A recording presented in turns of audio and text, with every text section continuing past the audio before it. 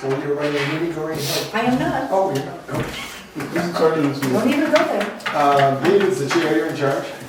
I'm in Yep. charge? Yep. Tommy, floor is yours. How's that? That's an executive session. All right, so this is just, since the tempo of this whole broadband project is getting a lot quicker, it seemed like it was a good time to sort of brief the board on where we are so far. So the things that we've done already is we've done a survey of the town residents. We got about 15% participation, and we got some good feedback about how people feel about their internet service.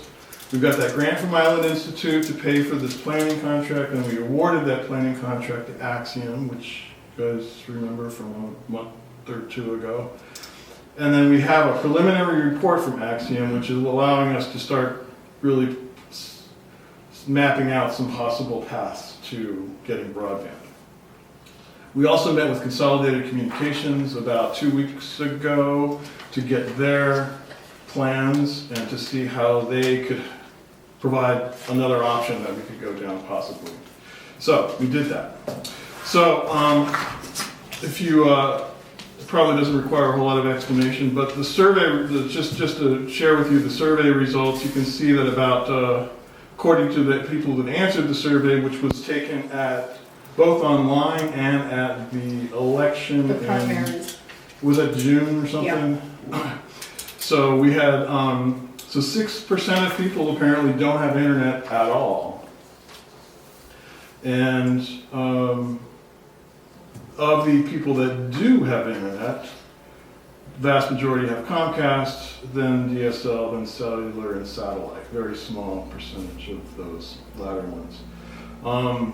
Pretty universal dissatisfaction with internet service, largely because of price, I think. But you can see that bottom left graph, the satisfied is only 25%. And then the last bottom right graph is Y, and it's all price is the biggest one, and speed and reliability are the other main ones. So that's where we are with that. The next page, or actually if you go to the map, just want to show you what our neighbors are doing. So we have all the green towns have a broadband plan in the works. So that's a lot of them. Lincoln County is getting pretty well covered. I don't know what, Evan, Princeton, Gardner, those guys, they're not, you just didn't. They don't have anything going on at this point. Okay. Phippsburg, it hasn't really started. I don't think, what did you say about Phippsburg? Yeah. So really, it's just Dresden, Wiscasset, and Woolwich, and then also Edgecombe, Boothbay, and Boothbay Harbor are the sort of laggards, I guess you could say. What's Whitefield doing? I see that's a color that isn't. They gave money to Spectrum Cable, Cable company. which was kind of a step backwards because the amount that they probably spent with them, which I can't remember off the top of my head if it was 60 or 70,000, that's only getting them caught up to everybody else, and the state's whole goal is to leapfrog that and get everybody fiber. So they're already covered by Spectrum and they were adding Yeah. service to folks Yeah. that didn't have it or whatever? Yep. Okay.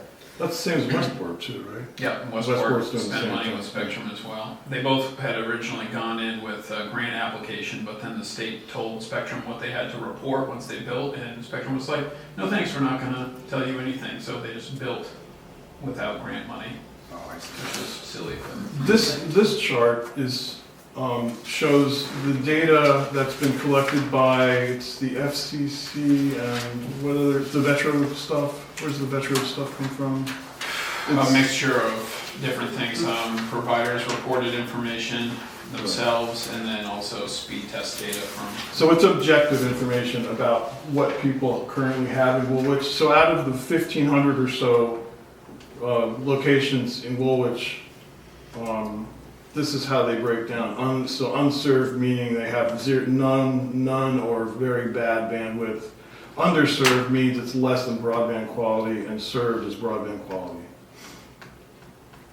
So we've got the vast majority are underserved at 1,340 locations.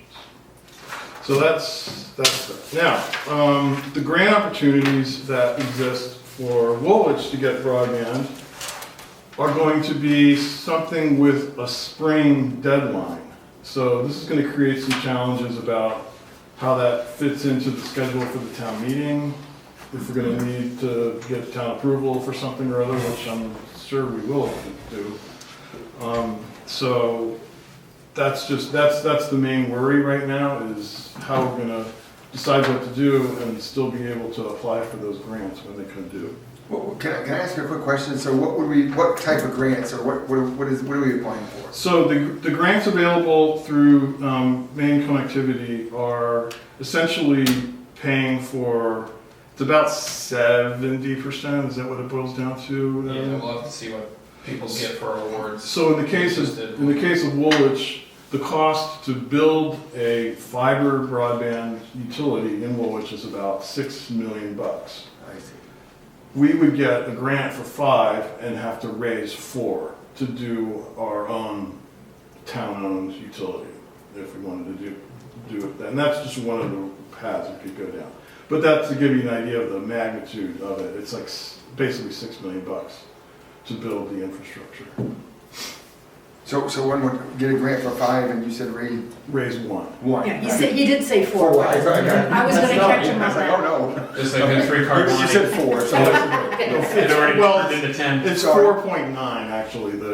okay. Yeah, no, that makes sense, yeah. So anyway, so that's, And when you say, I'm jumping around here, but when you say public-owned utility in Woolwich, that's got its own. That's the most expensive thing. Right. The So- town bought it, built it, And so we let's look and then owned at, it. let's look at this picture.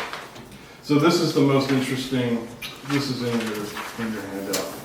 So this describes the 3 different options that the sort of joint broadband working group with Wiscasset, Woolwich, and Dresden sorted out. So the 3 different options are to essentially create a utility district as a joint effort with some other towns, i.e. Dresden and Wiscasset.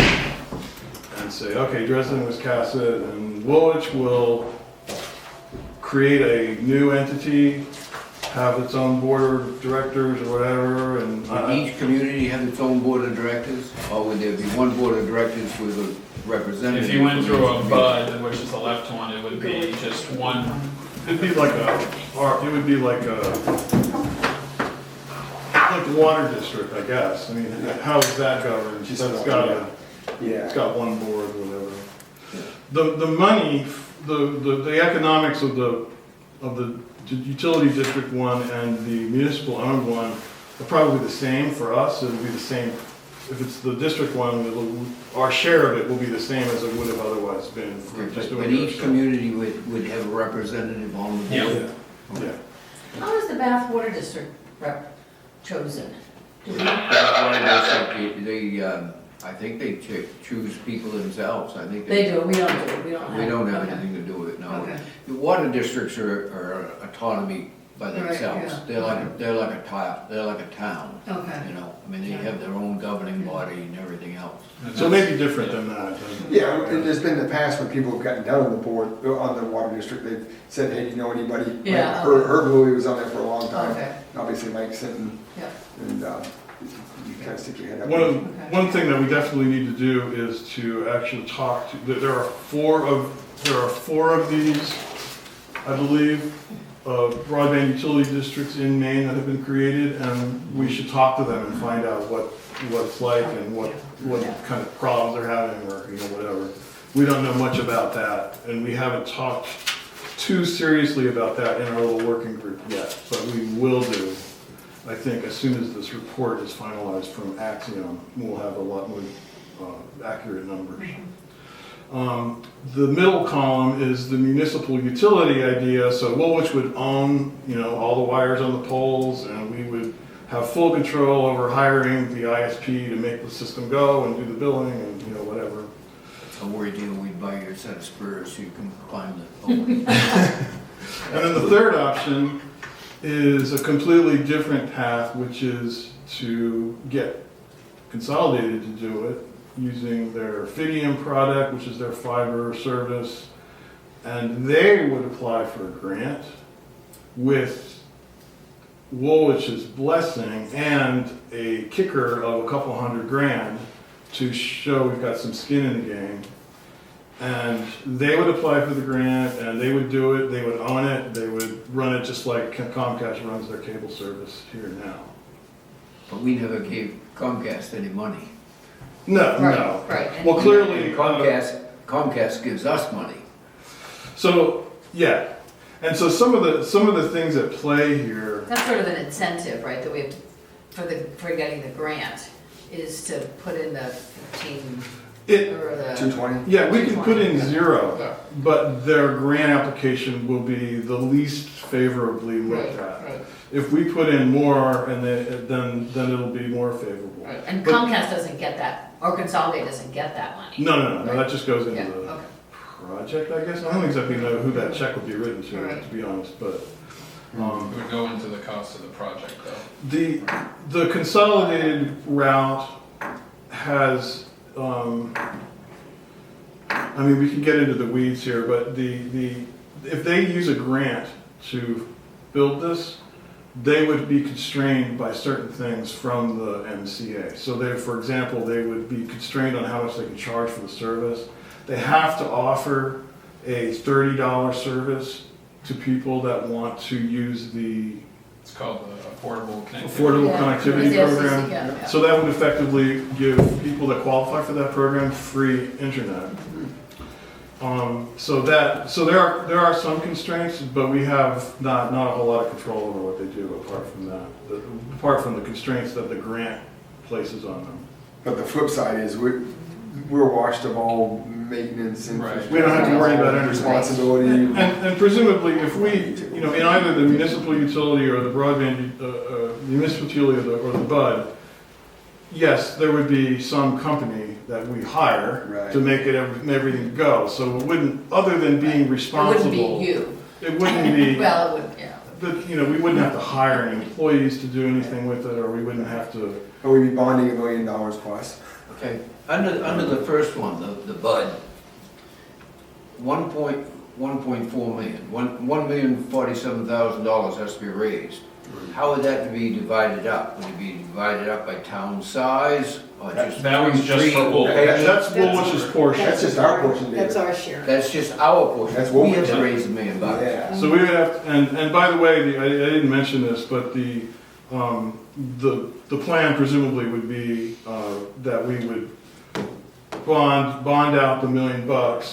and then use the revenue from people's subscription fees to pay that payment every year. So it wouldn't dip into the tax revenue pool at all. It would just be, And that's what tomorrow's meeting will dive more deeply into that, what the revenue structure actually looks like.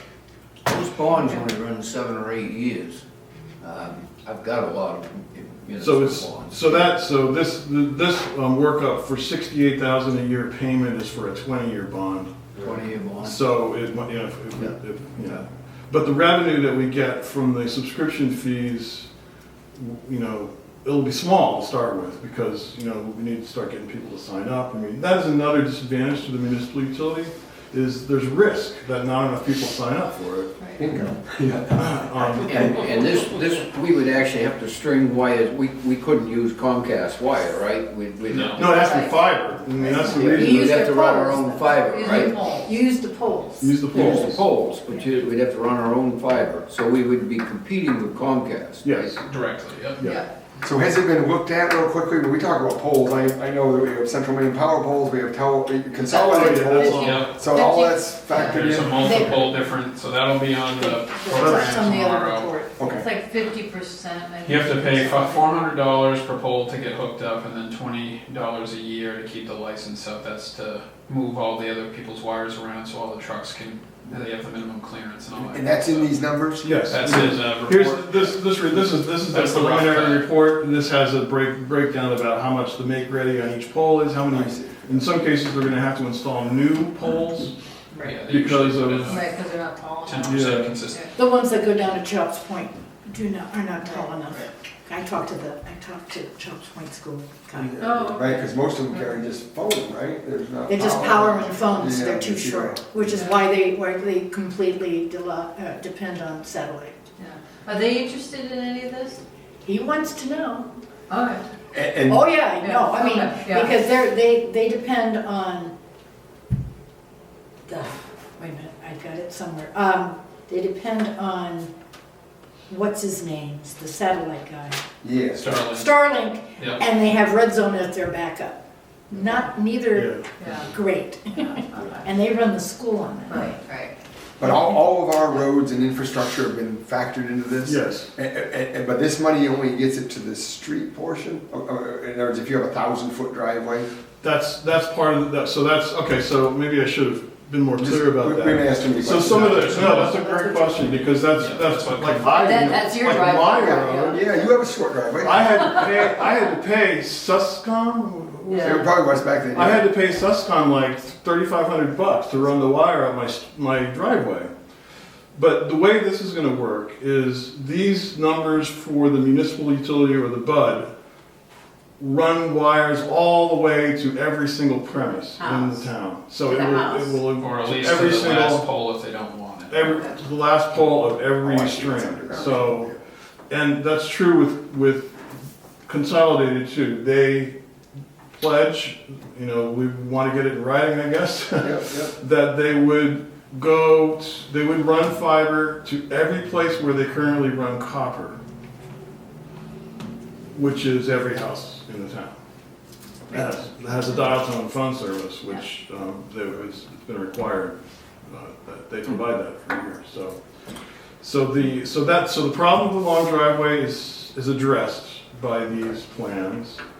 All of the complexity, I mean, I didn't want to belabor this and go down too many rabbit holes, but all of the pole costs and the licensing and all the construction breakdown and the operational breakdown is all in this preliminary report. We're going to get a better report later, with more detail there. But really, I just wanted to give the board sort of the 10,000-foot view of this so that we could tee up the appropriate town, like, hearings or education sessions, or if we need to call a special meeting, you know, I don't know what has to happen to make a choice here. You don't have any clearer sense of when? Deadline, no. Okay. They're saying the end You- of February, but it's probably gonna be the beginning of March, and maybe it'll even. And they're behind The end on, of March. they were supposed to have awarded that grant that we applied for like in A month or two a ago. month or two, that was supposed to be awarded last Monday, they didn't do Okay. it, so they're behind. Okay. And they've already, on a different program that we're not talking about, they've already kicked back that deadline a month. Well, the other thing you Which and is I typical. talked about is that every town meeting in this area is after that I think really, deadline. I think we should really talk to, I don't know if you've already done this, Evan, but we should talk to Maine Connectivity and see if they can Yeah. make this be more synchronized with town meetings. Right. Because most of the town meetings happen in the late spring. Yeah, Yeah. yeah. Their biggest thing I've is got why a question. Go ahead. And I'm gonna prove that I'm technologically challenged here.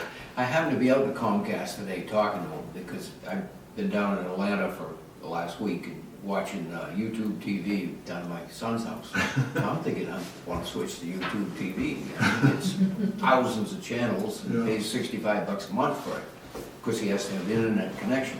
So I went out today and asked them what it would cost me if I dropped my cable and just had internet. And they said I had 400 right now. What is that, 400 gallons, 400 400 watts? megabits? Okay. Yeah. All right, that's 102 a month without any cable. 200, same thing, is $87 a month. 100 was 65, and if I want just antenna service, that's $40. Yeah. So I pay $154 a month now. So that means I'm only paying $52 a month for the TV Sounds like and it. 102s for internet. And I think they do that on purpose because they don't want you switching off their It's- internet. Yeah. So what I just have internet from Comcast, and it's $100. Yeah. $100 a month. Yeah. Doing any of these things is going to dramatically lower the price of internet service for people. How does it affect TV service? Doesn't So it just all? what he was talking about, everybody, if you do any of these things and you end up streaming, You have the streaming service if you Oh, so want just- So if television. you want Netflix and Hulu and YouTube. So they're not gonna provide television channels. they're Correct. No, this is just internet. This is just But if internet, you so want so they linear- would keep both? But if you Yeah. have just internet, you can sign up for. Oh, yeah, sure. Oh, Hulu almost, or- yeah, or- right. or And- YouTube or whatever, YouTube and you TV just stream it channels. off your internet to your TV, because you Exactly. have to have a smart TV too.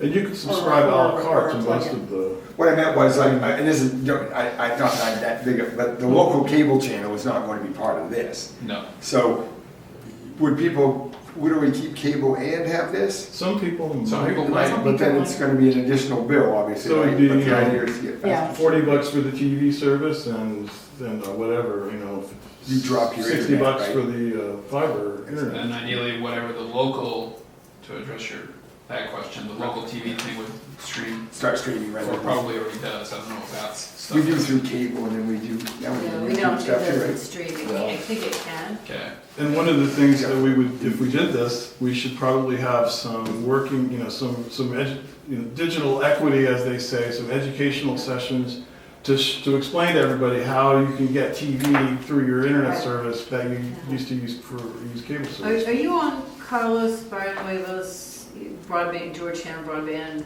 email? No. He just sent out something that talked about all these words that I don't know, like Hulu and Oh, yeah. Netflix and all that stuff, and I think he explained it pretty well. There is another option too.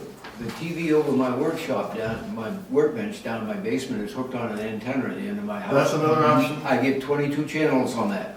Out my machine shop in my barn, I have a TV on an antenna, and that antenna is inside the barn. It's upstairs, but it's Yeah. inside the barn. And I get 14 channels Do you on that That's TV. pretty good. I get Yeah. nine And, in my and that house. cost me exactly that a month, Right. you know? Yeah. So I do, I Yeah. get Me TV, I get everything that is cable, Yeah. that is also broadcast, Yeah, I get yeah. it in the house down in my basement. Yeah, the TV upstairs in our rooms gets all the, all I get the channel 20, locals. I get channel Yeah. 23, I Yeah, get yeah. 56, I get 30, I Huh. get 3 channel I need to 35s. build a taller house. And So- five, six. And they play beautifully, unless of course the wind's blowing real high and that old antenna shakes because it's been on my house for 40 years. So another quick question, all of these, so what if there were no grant money? Like, what are the odds of getting grant money? Is it really, really good, all these towns will get it? Or if we didn't get any so grant money? pass these around. Okay. That- Oh, You That's- take- I think You can take these ones and pass them the other way.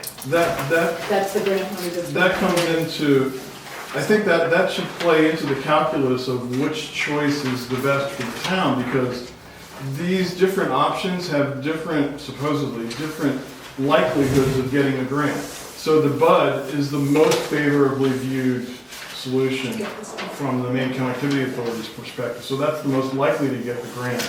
Municipal utility is the next most likely, and then the private commercial one is the least likely.